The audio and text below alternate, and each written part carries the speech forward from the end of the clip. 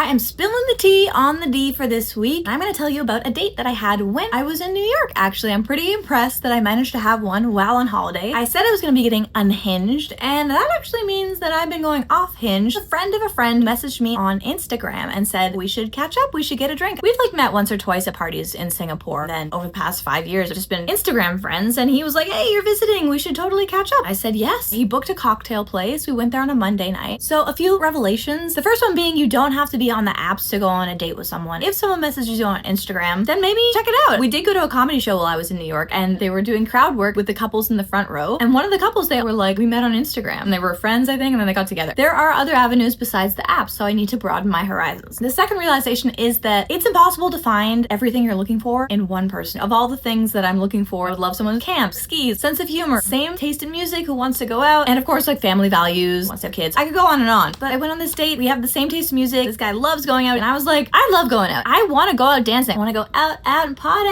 while I'm still young. That was a big take. But yeah, it's really hard to find one person that has all the things. And the third and last, somewhat embarrassing confession. I, of course, have one of the biggest cock blocks in the world on my face right now. I got a cold sore because it's winter, and I got on a 7 a.m. flight to go to New York, and so I woke up at 3:30 in the morning. And everyone's like, oh, it's not that obvious, blah, blah, blah. Ideally, I don't want to have to mention it, but I always feel the need to mention it because I feel like it's there. I mean, the bar was dark, so I didn't technically have to say anything, but the guy was like, oh, do you want to try my cocktail? And I was like, no. Because the social etiquette, I was like, I should probably offer him my drink, but I can't. So I just said to him, I have a cold sore. And he was like, oh, that's very honest of you. I died a little bit. It was like, oh, most people probably wouldn't say anything. I'm like, well, those people are assholes. No. Anyway, I'm gonna try and go through the rest of the week without mentioning my goddamn face, but it's better to be honest about these things. So there's my update. One date for Monday. Rest of the week is actually going quite badly. Most people who I had plans with are just not happening. I'm scrambling. At this point, I'm actually thinking I'm not gonna get to 12 dates by the end of the year. But yes, we persevere. Wish me luck.